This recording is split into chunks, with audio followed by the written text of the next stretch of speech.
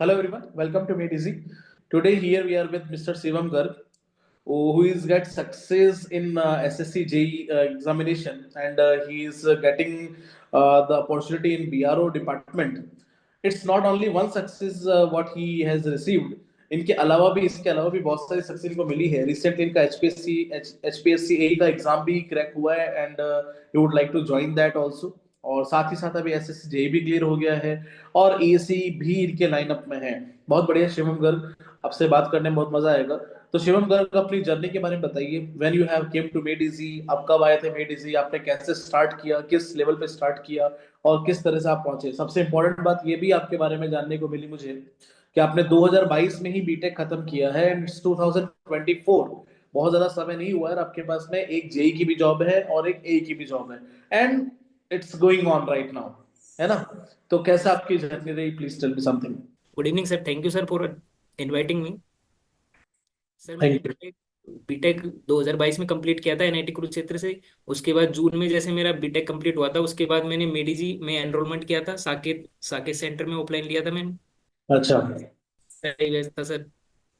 फिर उसके बाद मैंने पहले फर्स्ट अटेम्प्ट में गेट में इतना अच्छा स्कोर नहीं था, तो उसके बाद मैंने अपनी प्रिपरेशन जारी रखी। उसके बाद हम्म. मैंने SSC JE and Haryana AE target किया था।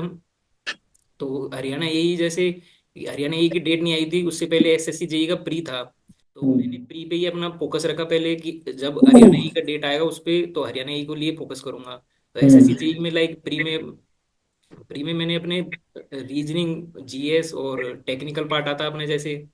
तो रीजनिंग में मेरे 50/50 थे। जीएस में रीजनिंग में 50/50 थे. Yes sir. Very good, very good. Super. ये तो हमारे इतने सारे इंटरव्यूज में आप पहले हो जिसकी 50/50 हैं. सभी 45 से तो अबव टारगेटिंग करते, बट आपके 50 आउट ऑफ 50 थे. बहुत बढ़िया, इसके बारे में बात करेंगे. Yes sir. जीएस में जीएस में सर 18 मार्क्स थे। 18. 18। हाँ, और फिर टेक्निकल में टेक्निकल में 58 के अराउंड थे सर। 50, करीब 60 के आसपास. ठीक है. तो आपने सबसे ज्यादा मार्क्स कैरी किए हैं एप्टीट्यूड में. Yes sir. बहुत बढ़िया. और मेंस का क्या आपका एक्सपेक्टेशन है? मेंस का सर 248 250 के अराउंड। 250.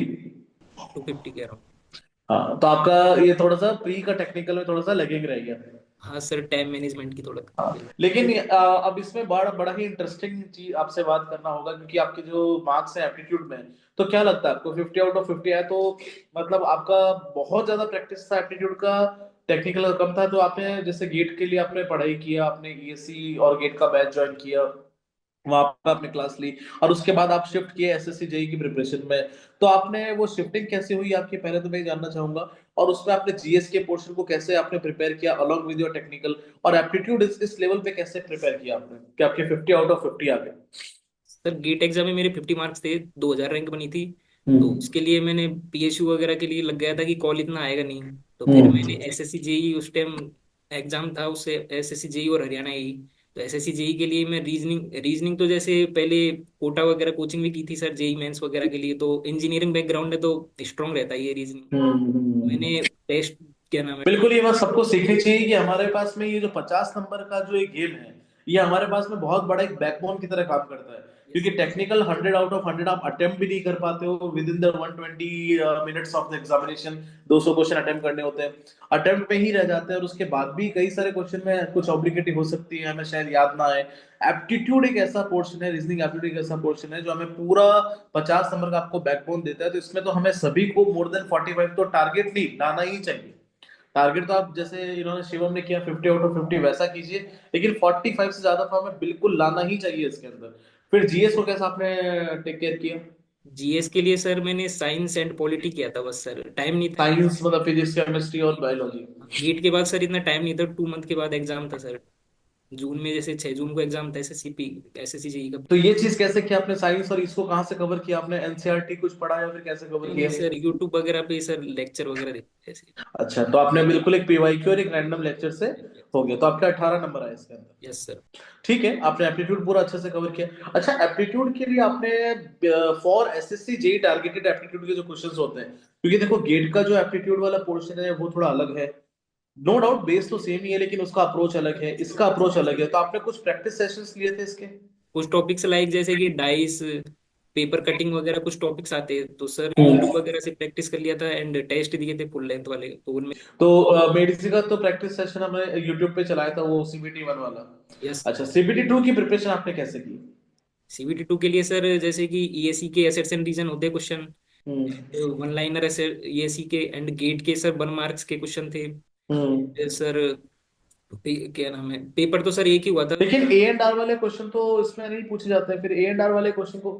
हम्म। नहीं सर, गेट की जैसे क्वेश्चन, जैसे कि उसके लिए मैं हरियाणा ए के लिए भी प्रिपेयर कर रहा ओके, आपने अलोंग विद दैट हरियाणा को भी टारगेट किया, वेरी था गुड, सर, उस ठीक है। वजह से मैं दोनों चीजें कर रहा था मैं, उस वजह से हम्म। मेरा स्ट्रॉन्ग था बात टेक्निकल। चलो, बहुत ही बढ़िया है। मोर एंड लेस आपका इंटरव्यू में ये हमें पता चला कि एसएसजे तो बहुत ज्यादा अच्छा आपका मतलब बीआरओ आपको मिल रहा है हालांकि, लेकिन उससे बहुत बढ़िया है कि आपका एचपीएससी यही निकल गया। तो कुल मिला के again the game plan is, if your approach is very big then the small things can be achieve very easily. But एक चीज मुझे ये भी जाननी है कि जैसे ठीक है आपने ईएससी का बैच ज्वाइन किया, उससे आपका ए का एग्जाम में और ये सब निकला, वो तो बाय डिफॉल्ट होना ही है। लेकिन अगर कोई इंसान या कोई स्टूडेंट जो है वो डेडिकेटेड एसएससी जेई या फिर ए जेई का प्रोग्राम करना चाह रहा है अपनी लाइफ में, केवल ए को या जेई को टारगेट करना चाह रहा है, तो उसके लिए कैसे प्रिपरेशन प्लान होगा? जो आगे आने वाले एस्पिरेंट है जो केवल और केवल ए जेई को टारगेट करना चाह रहे हैं, उनके लिए ईएससी टारगेट भी नहीं है, उनके बैच में भी नहीं, they want to target only that a JEE portion, तो how they should proceed? Sir मतलब सबसे हम तो पहले, हमारी तरफ से तो देखो स्ट्रेटेजी बताते रहते हैं, एज ए टीचर हम बहुत सारी चीजें बताते हैं, लेकिन आप लोग लाइव उस एग्जाम को दे रहे हो, अभी के एक्सपीरियंस के हिसाब से आप उस चीज को कैसे आते हैं? यस सर, सबसे पहले सर जैसे कि एसएससी एग्जाम है, तो उसका सबसे पहले हमें सिलेबस पता होना चाहिए सर, सिलेबस क्या क्या है। जैसे कि गेट ईएसी में सर एस्टिमेशन कॉस्टिंग वगैरह ये सब्जेक्ट कम आता है, जैसे कि एस्टिमेशन कॉस्टिंग वगैरह कोचिंग में इतना ध्यान भी नहीं देते हैं उस पे, तो एस्टिमेशन कॉस्टिंग। और जैसे कि सर्विंग में जैसे कि इक्विपमेंट वगैरह, इंस्ट्रूमेंट वगैरह, कुछ कुछ टॉपिक्स होते हैं जो एसएससी जेई जो वगैरह। ईएस गेट में नहीं कवर किए जाते, हाँ। सर जेईई में ज्यादा आते हैं, जैसे कि concrete hmm. Technology and BMC तो वेरी इंपॉर्टेंट सब्जेक्ट है सर जेईई के हम्म। लिए। एंड एनवायरनमेंट हो गया, सॉइल मैकेनिक्स। तो सबके सबसे पहले हमें नोट्स बनाने चाहिए, नोट्स के बाद पीवाईक्यू रेफर करना चाहिए, उससे पता लगता है कि कौन से टॉपिक इंपॉर्टेंट है, कौन से टॉपिक्स में हमें कितनी टाइम देने की जरूरत है। जैसे कि जैसे कि सर्वे में लाइक कंटू टॉपिक है, तो उसका स्टेटमेंट बेस्ड क्वेश्चन आते हैं, जैसे कि किस टॉपिक हम्म। में न्यूमेरिकल आते हैं, इससे पता चलता है हमें पीवाईक्यू सबसे इंपॉर्टेंट होता है। फिर बाद में सबसे बाद लास्ट के 2 मंथ में हमें, जैसे कि एग्जाम अभी अक्टूबर नवंबर में होगा इस बार, हम्म। के 2 मंथ में हम 8 to 10 फुल लेंथ लगाने चाहिए sir, 8 to 10 full length test लगाने चाहिए। मिनिमम में सर। बिल्कुल सही बात है, तो उससे हमें पता चल जाता है कि हम 120 मिनट में खुद को कैसे फिट फिट कर सकते हैं। जैसे सर रीजनिंग पहले करना होता है, फिर टेक्निकल पहले करना होता है, उससे हमें आइडिया लग जाता है सर। बिल्कुल सही बात है। आज आज की एक और टॉपर से बात हो रही थी, उन्होंने भी यही बोला कि सर मैंने बहुत सारे टेस्ट दिए और मैंने यही अपने आप को एनालिसिस किया कि मैं कौन सा टॉपिक पहले उठाता हूँ जिससे मेरा कॉन्फिडेंस बिल्डअप होता है। ही yes. Also given number of test, full syllabus test. और उन्होंने तो मतलब ये बताया कि सर टेक्निकल्स में अगर मैं सॉइल पहले उठाता हूँ तब मेरा स्पीड अच्छा बनता है, कि मैं किस तरह मतलब सब्जेक्ट वाइज मैंने उस चीज को एनालिसिस किया। तो टेस्ट देने का ये बहुत ही अच्छा फायदा है कि आपके मार्क्स भी आते हैं और आपको अपनी गलतियों का एहसास भी होता है और आपको आपका सबसे राइट पाथ भी पता चलता है, isn't it? अच्छा, आपने जितने भी देखो एसएससी जेई का जो एग्जाम है या आपका ए का भी जो एचपीएससी ए भी क्लियर हुआ, तो जहां तक मुझे पता है ए जेई के एग्जाम जो होते हैं वो काफी ज्यादा थ्योरेटिकल पॉइंट बेस होते हैं, डेटा बेस होते हैं, आपको डेटा पता होना चाहिए। तो आपने ये डेटा वगैरह को रिमेम्बर करने के लिए, ये बिल्कुल याद रखने वाली चीजों को रिमेम्बर करने के लिए कैसे प्लान किया? सर जैसे कि कुछ कोड बहुत इंपॉर्टेंट है, जैसे कि स्टील का हो गया IS 800 एंड IS 456 आरसीसी में, ये वाले सर मैंने कोड का प्रिंट आउट भी निकलवा रखा था, उनको रीड आउट किया था सर। एंड सर जैसे कि टेस्ट होते हैं बीएमसी में, टेस्ट का डाटा वगैरह बहुत कुछ कुछ टॉपिक्स होते हैं तो उसमें डाटा वगैरह पूछते हैं तो इन सबके अपने शॉर्ट नोट्स, आपने अपने की पॉइंट्स बना रखे थे? हाँ यस सर, डाटा वगैरह का सर मैंने की पॉइंट एक समरी कर रखा था, तो उसको जब भी एग्जाम के लास्ट वीक में सर रिवीजन कर लेता था, जब भी एग्जाम हम्म। होगी जेई कोई भी। चलो, बहुत बढ़िया। तो सीबीटी टू की जो प्रिपरेशन थी आपकी, उसके लिए आपने क्या ईएससी प्रीवियस ईयर को टारगेट किया? मतलब उसकी प्रिपरेशन, क्योंकि ऑब्जेक्टिव एग्जाम था, तो वो कैसे आपने प्री से अलग किया? सर जैसे कि ईएससी के मैच द कॉलम वाले क्वेश्चन होते हैं, असेट्स एंड रीजन वाले होते हैं, और वन लाइनर वाले किए थे सर मैंने। और गेट बिल्कुल सही बात है, क्योंकि स्टेटमेंट बेस्ड क्वेश्चन आते हैं सीबीटी टू में और उसके लिए ईएससी प्रीवियस ईयर से बेस्ट कुछ है नहीं। सही बात है, तो एसएससी प्री का एग्जाम निकालने के लिए एसएससी प्री के क्वेश्चन बहुत अच्छे हैं। और अभी सीपीटी 2 के लिए हमारे पास में अभी बहुत ज्यादा डेटा अवेलेबल नहीं है एसएससी का, तो हम ईएससी प्रीवियस ईयर को उसके लिए टारगेट कर सकते हैं, है ना? यही आपने किया है, और आपका एचपीएस यही का भी आपका सिलेक्शन हुआ है।